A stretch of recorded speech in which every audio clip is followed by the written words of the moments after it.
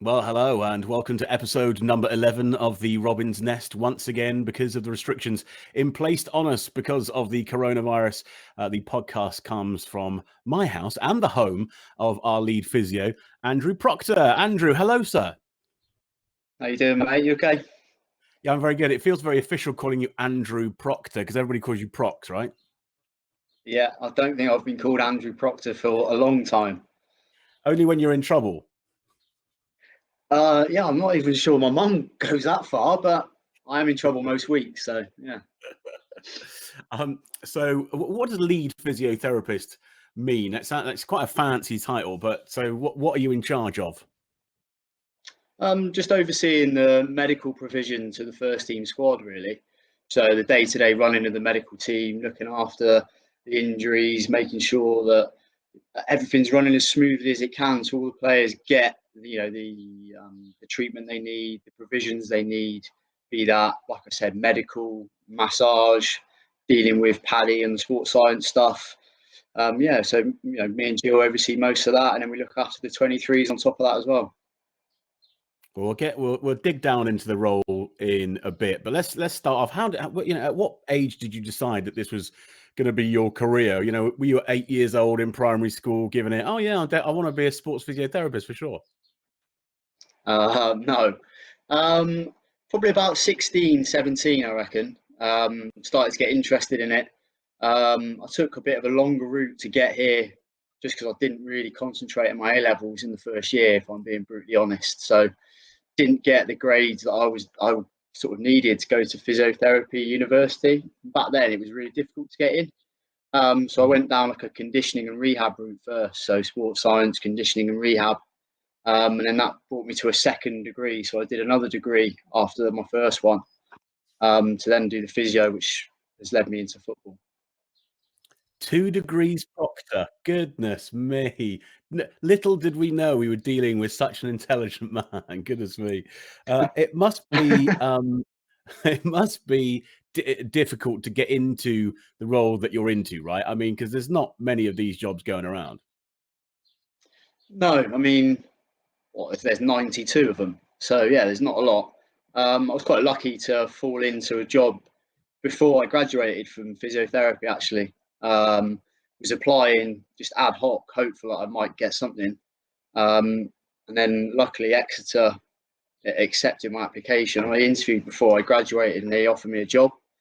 And that was mainly because I had a lot of experience doing sports therapy and conditioning work, as opposed to a lot of the other physio graduates who didn't have a lot. I was a little bit older, so what was I, 20, 26, 27 when I graduated. So I had a lot of work-based experience behind me to get straight in and do a job, which helped me a lot. You can't be much older than that now, can you, Prox? Goodness me, look at you. Look at the face. Oh yeah. Yeah. Don't be fooled. There's a few wrinkles creeping in and greys, I tell you. Like when you go for an interview for this kind of job, what do they get you to do? I mean, because presumably a huge part of your job is sort of physical. Yeah, I mean, a lot of the stuff they want to know about your personality and how you deal with certain situations. So they talk to you about difficult situations you might deal with, be that a difficult manager or a difficult player. They like to then test your knowledge about the evidence. So a lot of the part of our job is dealing with research that's out and about. So they might ask you about hamstring injuries. So what is the current research around the hamstring injury? How should you deal with it? And they expect you to know that, to give a valid reason as to why you would do an exercise and how you get a player back. Because research is changing every week. So they expect you to be up to date. For most of the interviews that I've been in and interviews that I've conducted, they might ask you about what you've experienced before with injuries and how you've dealt with it. But most of the interviews, they already know you and they've already spoke to 4, 5, 6 different people about you. So, there's a lot goes into getting a good background before you speak to someone. And then the interview is normally relatively straightforward. I've only had one proper grilling in an interview.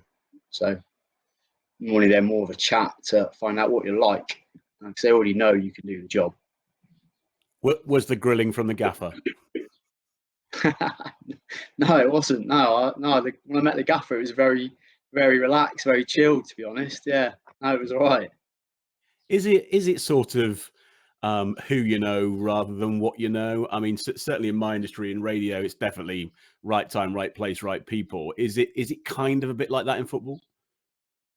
Oh, 100%. I like you just said. I think it's the same in most roles. I mean, the only job, I mean, Oxford, I applied for, and I just got off my own back because I didn't know anyone at the club.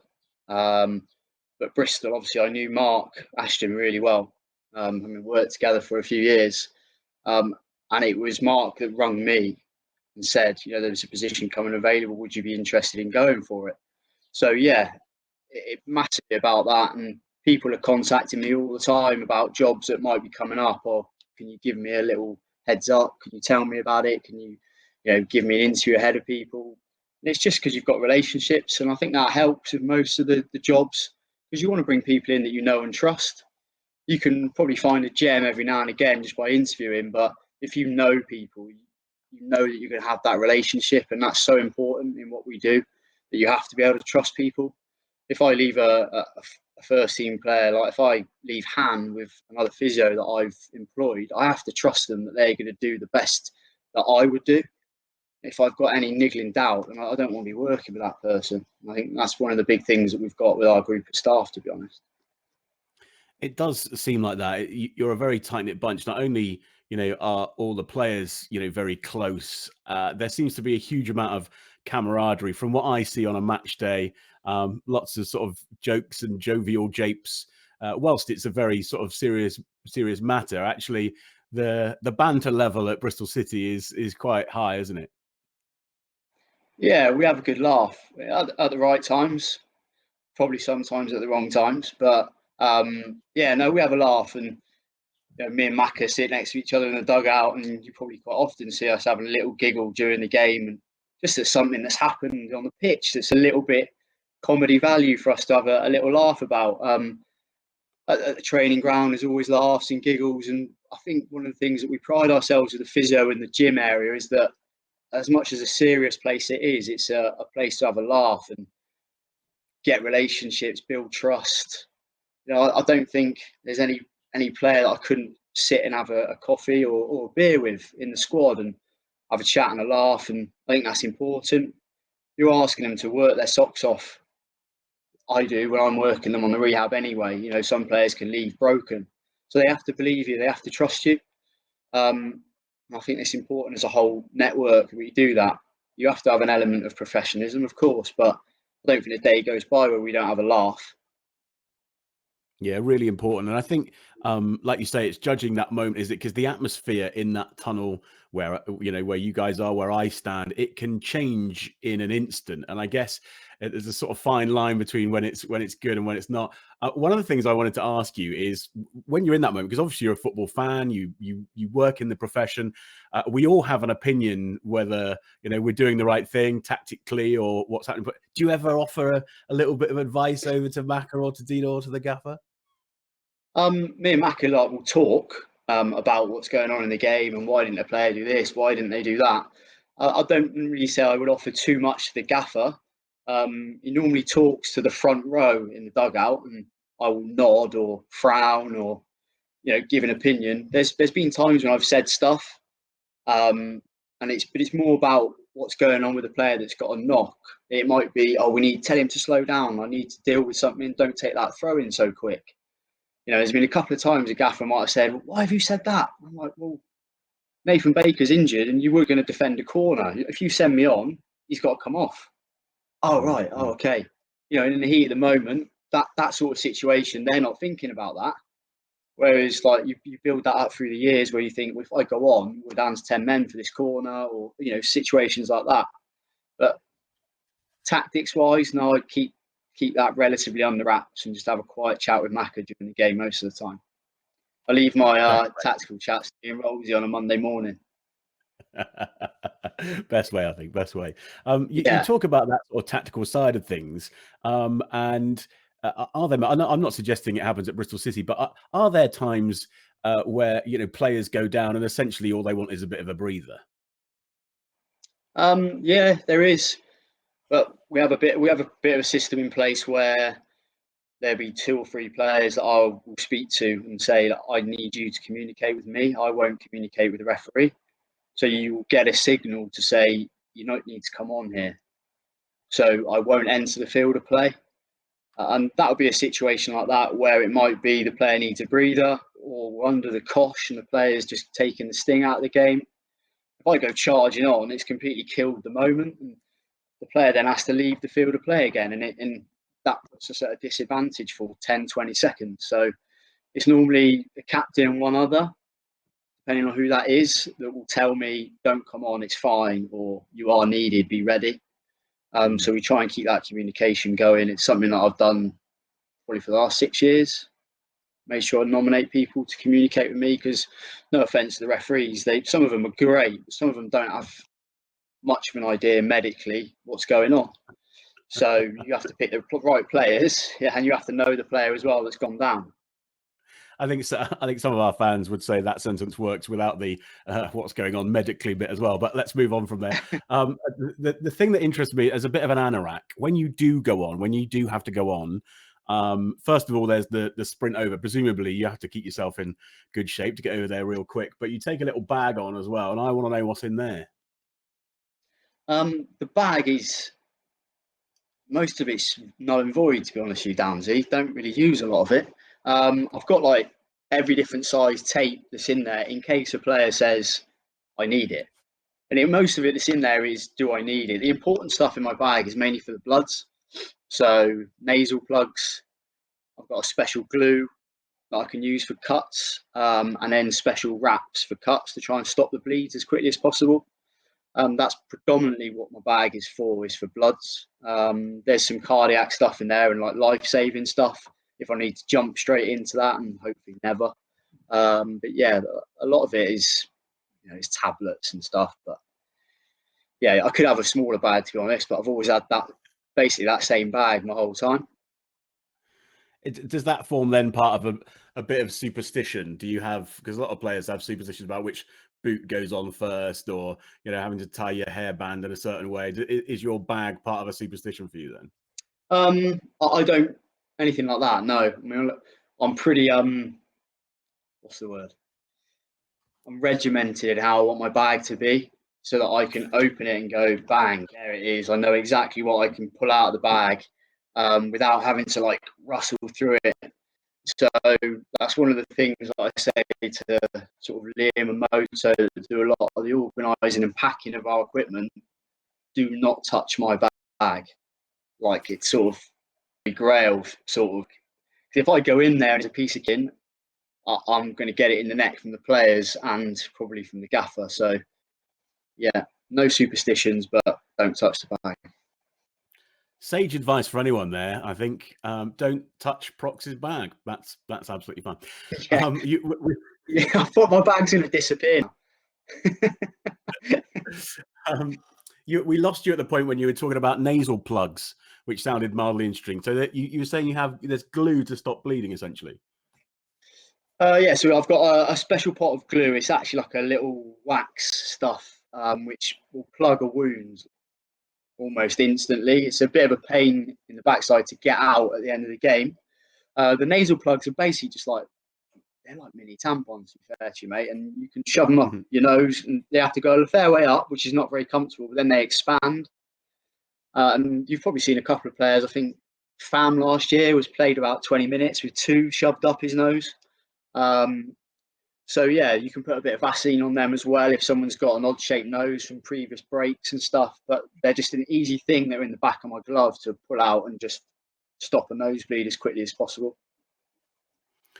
The gloves is an interesting point to jump into what we're currently dealing with, which is obviously the coronavirus pandemic, and lovely to see, of course, the boys return to training, and of course, very shortly we return to playing, albeit behind closed doors. What sort of an impact do the new rules have on your department? It's been massive. The changes we've had to implement, the way we've got to work is different. So we haven't really been doing any hands-on treatment as such until the end of last week, where a few things were deemed essential. But yeah, the amount of gloves, masks, aprons that we've had to, get in, and the amount we're going through, yeah, it's a big change for us. Being able to assess a player has been difficult, just like to do it normally, but again in full PPE, and then we change in between every player. The masseurs, it's difficult for because they're limited to a time limit due to the amount of exposure they say that it gives you. I've got to have different masks in my run-on bag for if there's a cardiac event. I've got to have a visor for if there's a facial injury. So going back to the bloods, if there's a head injury, I've got to put a visor on before I do anything. So as well as having a mask on, I have to get the full face visor out. So yeah, lots of changes going on. Players doing a lot of their own sort of maintenance stuff, which has been interesting at times, but funny at times as well. Who's good? We saw in one of the videos that Cal was doing his own strapping, and he looked like he was getting on with it all right. Do you look at them and sort of laugh at their attempts and things like that? Yeah, well, Cal, weirdly enough, he asked for a video about 6 months ago for his mate who had an ankle problem. So we filmed me doing his ankle. So Cal was pretty familiar with it. And I actually used that video as a teaching tool on the WhatsApp group with the lads. So sent it to them and, taught them through it. Cal's been really good. There's been a couple being debatable. Like Bennett did one, which was awful. Actually hurt his ankle. He did it so tight. Adam Nagy's a funny one, trying to do his. Like, I've had to help him out a lot, but yeah, the most of them have been all right, to be honest. It sounds like one of the things that always interests me is the sort of the cliques, I guess, the gangs that hang out, and who's friends with who. From your point of view, is it nice to be able to sit and watch this fantastic group of lads? And have you ever seen an atmosphere like we have at City at the moment? Because everybody seems really close. Yeah, do you know, when we were away and we came back, I said to Rosie, like, it feels a bit different. Like, it feels like the lads are a bit tighter, and things have moved on. Like, the group felt a little bit more as one. I don't know what I could put that down to be honest. I've experienced it probably once before, where you just knew that the group was perfect for what we were trying to achieve, and it feels like we're on the verge of something. I think we've got a great chance with the group of lads that we've got. Touch wood, if me and the team do our jobs and keep everyone out there as best we can. They're a great group of guys. Like I said, I'll have a beer with all of them, to be honest. There's not one that I'll be like, not for me. Well, I mean, that's quite an achievement, for a group the size of that. And what about the staff? Is there great camaraderie with the staff? It seems like that there is, but I guess in such a high pressure environment, there's always going to be a few little niggles, especially when it comes to match day. Yeah, I think that, there is a really good group of staff, different personalities, different experience, different ages. People have done different things. I'm always looking to have a laugh and a giggle in the offices, but there's a time when you have to be serious and you have to do your job. On the coach on the way up is when the staff have a good laugh normally, and you sort of see the few personalities come out, and we all get on really well. Me and Cease have a great laugh, taking the mickey out of each other most days, at how stiff we all look after we've played five-a-side and stuff. He looks a lot stiffer than me, by the way. But yeah, it's great. It's always nervous coming to a new club because I didn't know anyone apart from Mark Ashton. I've never come across any of the staff. I think I met Jill for like a week when I did work experience with City, 10, 12 years ago.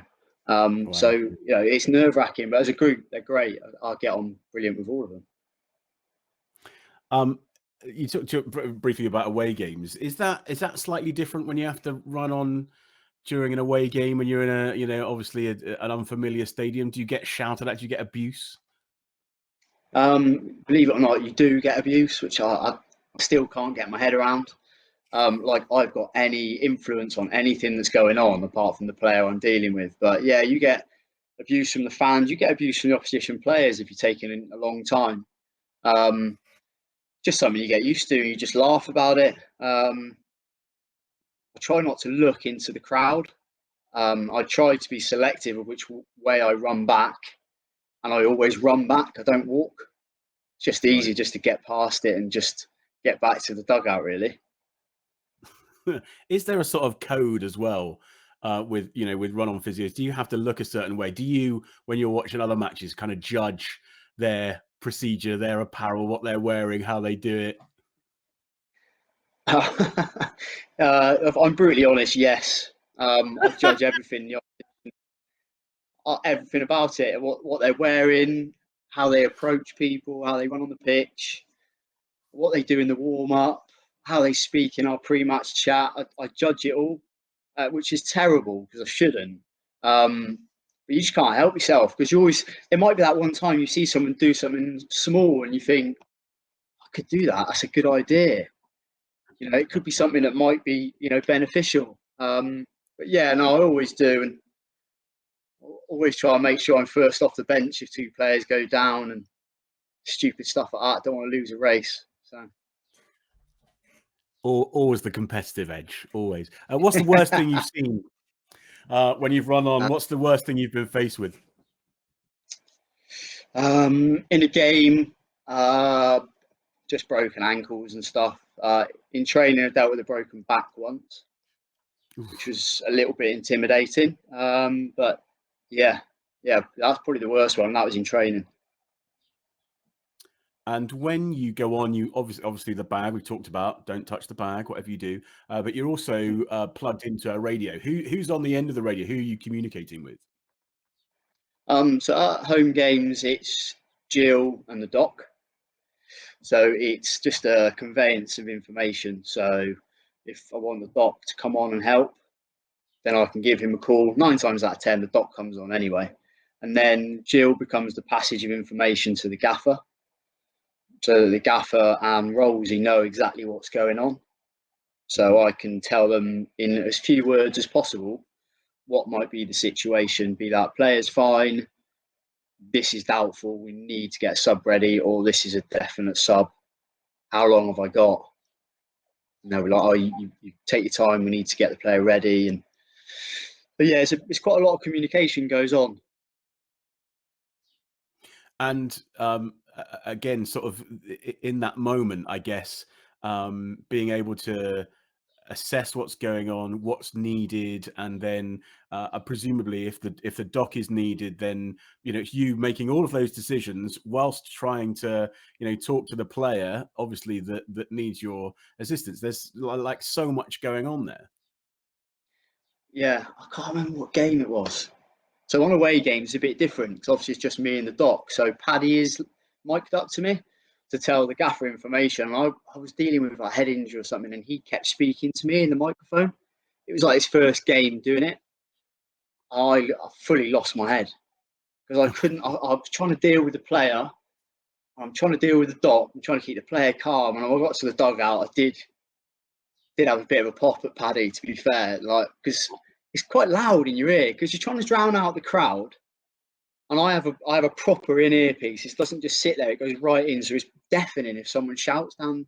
Yeah, I lost my head badly, and I apologised afterwards. And just, but like you say, you've got so much going on, and sometimes the players don't help because they're gibbering away, and like, yeah, it can be quite stressful to try and stay calm in all the situations. And it's quite a responsibility, isn't it? I mean, you at that point, how the decisions that you make in those split seconds are the make or break, or the length of recovery or whatever. Yeah, it doesn't bother me now. I think that for the first year, I think I was pretty nervous. I mean, I don't get nervous for games now. If a player goes down, I don't get nervous. But there are times when you think, have I made the right call? Especially when you sit down, you say to the gaffer, yeah, it's just this. I think he's fine. You sit down, the player's still limping, and you're thinking, oh, God, please be okay. Please be okay. So you have times like that because you know that when the gaffer turns around into the dugout, his eyes are looking straight at me. So if I've called it wrong, it's going to happen at some point. And it probably has over the years, many a time. Yeah, I don't say I get nervous, but more apprehensive after I've made the call and I'm waiting for the gaffer to look at me. Yeah, we've all been there. It's like being at school, isn't it? And you're just waiting to see if the stare comes your way. Dear, oh dear. Yeah. So away from match day, then obviously a huge part of your role is that return to play for injured players and lots of rehab and that kind of thing. You've been here only 2 seasons, but big injuries with Corey Smith and Thomas Callis and Jada Silva. Does every injury sort of follow a similar pattern to return? Is it, gym work, then back to grass, and then sort of contact, or does it depend on the individual and the individual situation? It's a slightly different setup we have at City, and so that if it's a real long-term injury, then Jill will quite often take those players on in the early stages because it's a lot of bed-based and range of movement and strength work.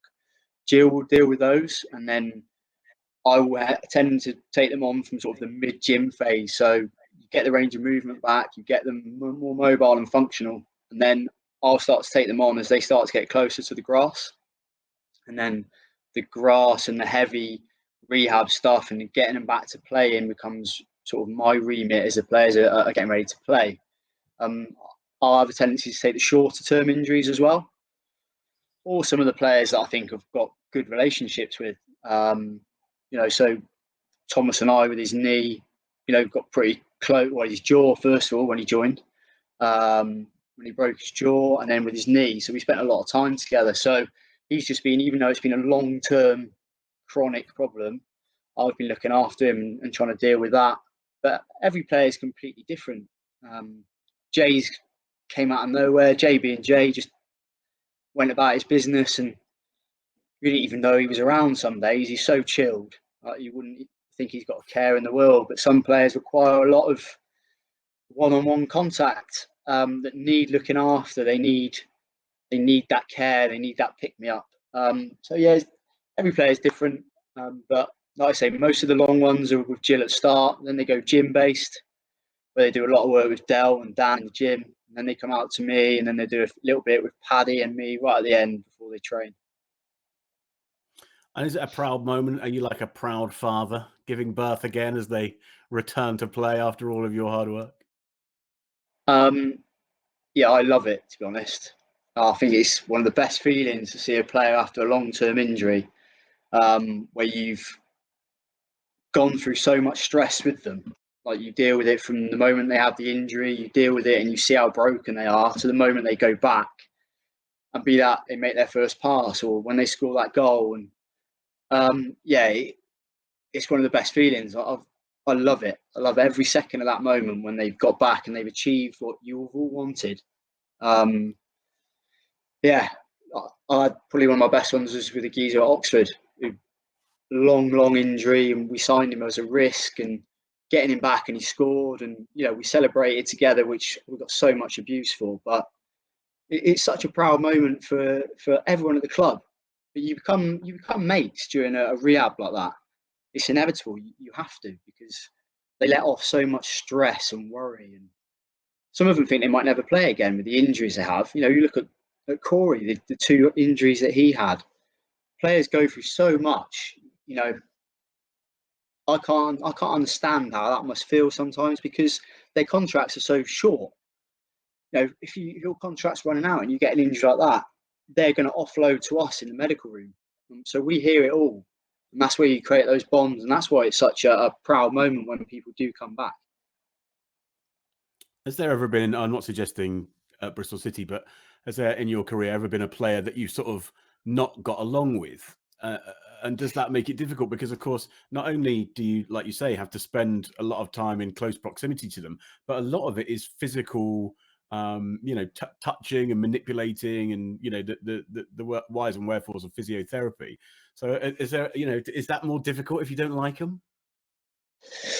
I wouldn't say I've had anyone that I didn't like. I'd say I'd have a few that I didn't want to spend too much time with, just because I found them frustrating. Through be that bad attitude or lazy, maybe one or two that if they got a long-term injury, I'd be like, this could be hard work. But most of the lads that I've dealt with have been, good characters, because a lot of the managers that I've worked with have signed players based on characters rather than just what they like on the football pitch. There's been a lot of work gone into what they like as blokes. So yeah, I wouldn't say I've anyone I didn't like, Downsy. I'm just trying to wrap my brains a little bit there. Ever The the fact politician. I can't I've seen enough of those talks to be good at that. Yeah, if I can't remember one, that means I haven't not liked someone. So I think we're doing all right. Away from work slightly, is it annoying being a professional sports physiotherapist and your mates sort of go, oh, I'll tell you what, Prox, I just got a little bit of a niggle in the shoulder. You couldn't just have a go at it. Does that happen a lot? Like for plumbers, when someone's got a dripping tap, do you get called into action? It's one of my pet hates, to be honest. I've never really done like private work for that sole reason that once I finish work, hands-on work, I finished work. My phone never stops with work anyway. So the last thing I want to do is any treatment. Like, my mum is probably the worst for it. Oh, on my neck, when are you going to give me some acupuncture and stuff like that? And she'll probably watch this and kill me now. But yeah, I'm not of it, especially when you're in the beer. Oh, right, you do that, do you? Oh, I've done this. I'm like, well, I'm not going to give you any advice, apart from the fact I'm out with my mates having a beer. What do you actually want me to say? I'm not going to assess you in the middle of the pub or in the middle of the street. Most workmen that I've come to the house, or if I go anywhere to buy something, I don't tell them what I do. So that's main reason is they either want to get into a football chat, which I don't want to do, because they want my opinions on everything, or they ask me about an injury. And again, I don't want to do that either. So I was just wondering whether there's any advice you had for upcoming footballers, so those that are, coming through the youth, perhaps going through the ages. Is there things that they can do now to prevent injury later on? Should they be warming up in a particular way? What advice would you have for the up and comings to prepare their bodies for what's to come? Oh, well, so the multitude thing, the main thing, and it's one of the things that we preach as part of the performance team, is a strong Afro-bust athlete that shouldn't get injured as much. So it's being strong, it's being able to lift weights in the right way, it's being able to lift weights at the right speed. It's not just about lifting heavy, though it is about lifting heavy at the same time. The resistance and weights work that we do is probably a core principle in what we, like I say, like what we preach. Your body gets stronger, so then you're less susceptible to injuries, be that muscle injury or joint injury. A strong muscle shouldn't get injured as much, and a strong muscle will protect a joint. So lift heavy, lift properly, and that should give you a good foundations to go forward. Which is sort of completely different from, I mean, professional sport is now such a science, isn't it? When we talk about sports science, back in the day, I can't imagine that, George Best was sort of, or Bobby Charlton was wandering around lifting weight in a gym. Yeah, I mean, we look at the data all the time about the amount of distance the lads run and the high speed running that they do and the sprints. It's quite scary at times, some of the distances, and speeds that the players hit. We've got a couple in the squad that could get close to probably an 11-second 100-meter time, which is rapid. So Yeah. their muscles and their muscle system has to be strong, and it has to be able to tolerate that force. If your body isn't prepared to do that, then something eventually is going to give way. And the last thing that you want is a body that can't achieve what you know that it physically can. You've got that potential. You don't want it to subside just by not being prepared to do half an hour every day. We don't ask our lads to do loads. We ask them to do little and often. And that can be a multitude of things, from lifting really heavy, and that means as heavy as they possibly can, to doing controlled movements, to doing lighter weights, to doing yoga, to doing injury prevention work on balance boards with me, or some shoulder work with me. All the players have got different programs that they have to do, but at the bottom line is down to get strong, prevent injuries. What's the worst thing that you can do from a physio's point of view? What's the worst thing a human can do to their body if they're a professional athlete? Well, I mean, your nutrition is going to be a key factor for that, and not looking after yourself, food and drink wise. I would be never one to ever say to an athlete, you can't drink, or you can't eat this, or you can't do that. I think, we're people at the end of the day. So, but your nutrition and your recovery are your big factors. Eat well before, eat well after to recover, sleep well.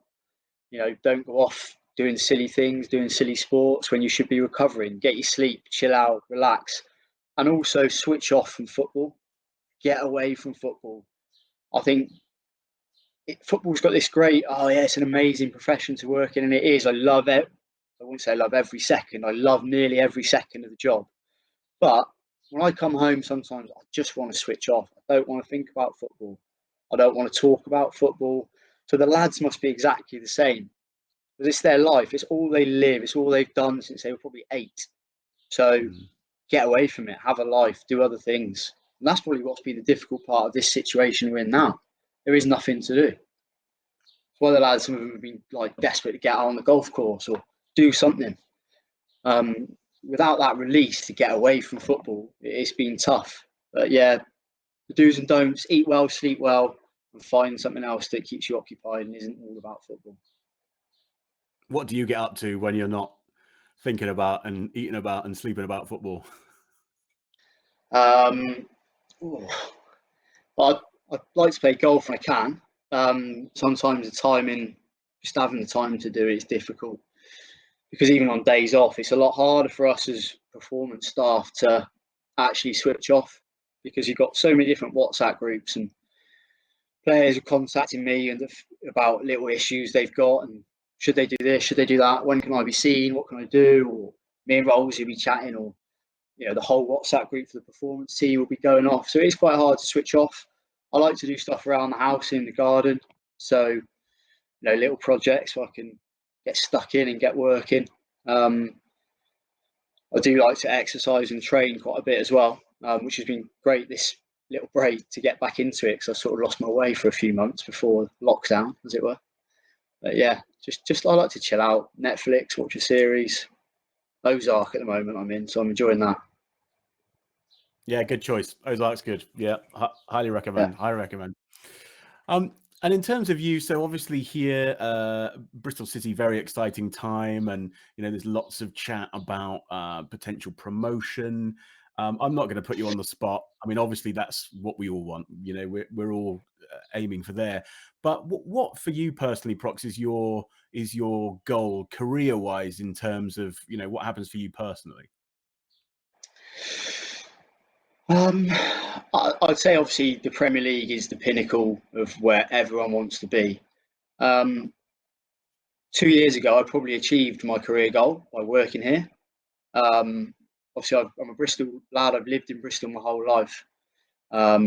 So to get the opportunity to come to work for City was a lifetime ambition, really, since I was 16, 17, wanting to be a physio. So obviously then the goalposts change a little bit, and then you go from being a head of the department at Oxford, so running it, to then working under someone like Rolsey and learning so much and thinking, well, I wouldn't mind a head of performance position at some point in the future. So I'd love that to be here. I'd love to be able to step into Rolsey's shoes when the old man decides to move on a bit. But yeah, I think there's the Premier League with City. So this is where I've grown up and lived. So I've got no ambitions to move on elsewhere. I've toyed with, would I want to work in America or Australia or something like that in the future, but at this moment in time, that doesn't appeal to me. I'm studying for a master's at the moment to make that head of performance position achievable and attainable. So yeah, I think that would be the one. Premier League with City would be the one. Well, it keeps you fairly busy then, because if you're doing a a master's alongside a full-time and very full-on job, no wonder you don't really have much time to relax, Brox. Yeah, I had a little bit of a meltdown a couple of days about that. Yeah, I fully lost my head. Just I was chatting with Rosie about it and said, like, I've got so much going on. I just don't know how I'm going to do this. Like the Corona stuff seems endless. It seems never ending. And I managed to get a massive chunk of my masters done in this break, and then I suddenly just hit a mental wall and was broken. I thought, I can't do this. But I've managed to chip into it a bit more this week. I've got just under a year left of that, and it'll be worth it. I know it'll be worth it. I know it's developed me anyway. It's developed the way I learn, the way I write stuff. And so it has got its benefits. It was Rolsey that pushed me to do it. I was fully against the masters when he suggested it. I couldn't think of anything worse. After doing 2 degrees, and the second degree, I was working full time and playing semi-professional football and trying to do the physio degree. I thought, no, I can't. I'm no more education. But Rolsey's pushing me into it, and I'm really grateful for that. So yeah, just under a year to go, mate, and we'll be there. When you got 5 minutes though, I've just got a bit of a niggle in my shoulder. I can't just pop round. Yeah, go and see Jill. She's a good physio. Just finally, we've seen some cracking videos from training for the past couple of weeks. The lads looking in really good shape. Of course, only a few more days until the season resumes. The atmosphere must be incredible at the moment. Yeah, I think the first few days was like the first few days back at school when you and your mates have been away for 6 weeks and you all get back together and everyone's buzzing. And the introduction of different phases has sort of been like a little treat for the lads every couple of days. So the bigger groups, the initial bit of contact, and then the full training. And obviously, then playing Southampton on Friday was brilliant just to get back into the swing of that, even though it was totally weird and different. The lads cope with it really well, and you can just feel the excitement of this week is starting to build because training's got a regularity to it again. It's not that unusualness. It's right. This is a game week prep. This is how we train. This is what we do. So yeah, I think everyone's buzzing now. I think come Friday we'll all have itchy feet, just ready to get going and just get the game started and hopefully get where we want to be. Oh man, yeah, echo that feeling, and fingers crossed for a fantastic performance, mate. It's been great chatting to you. I'm going to let you get back to your 2 degrees and your masters and everything else that you're doing, as well as your 50 Shades of Grey living room and T-shirt, which all seems to have come to one. I think it's all my so two gorgeous. pugs crying. The 2 pugs crying at the door that want me back most, mate, at the moment. Oh. Mate, thank you very much for your time. Look forward to catching up with you No soon. worries. Yeah, and you, mate. I'll see you soon. Good man. There he is, 2 degrees Proctor, as he will now be forever called, and hopefully that master's on top of it as well. Well, I'll tell you what, we couldn't be more excited about what's coming up because, of course, Robins TV is launching its new Matchday show at 2 p.m. on Saturday as Bristol City resume their Sky Bet Championship against Blackburn Rovers away at 3 o'clock. Now, subscribers to Robins TV, including all of the season card holders who've opted to do so, will be able to watch all the Matchday build up for those 9 games as Lee Johnson's team continues to push for promotion. Each Matchday show starts 1 hour ahead of kickoff with featured interviews and exclusive behind the scenes updates as well. There'll be match commentary, there'll be interviews, there'll be in-game analysis, there'll be halftime highlights, there'll be post-match content. There won't be the Dunder Challenge, I don't think. I don't think we've managed that. Anyway, if you haven't signed up already, please do so. All the full details, as ever, are at bcfc.co.uk. But from all of us here for now, in the Robin's Nest, we'll see you soon.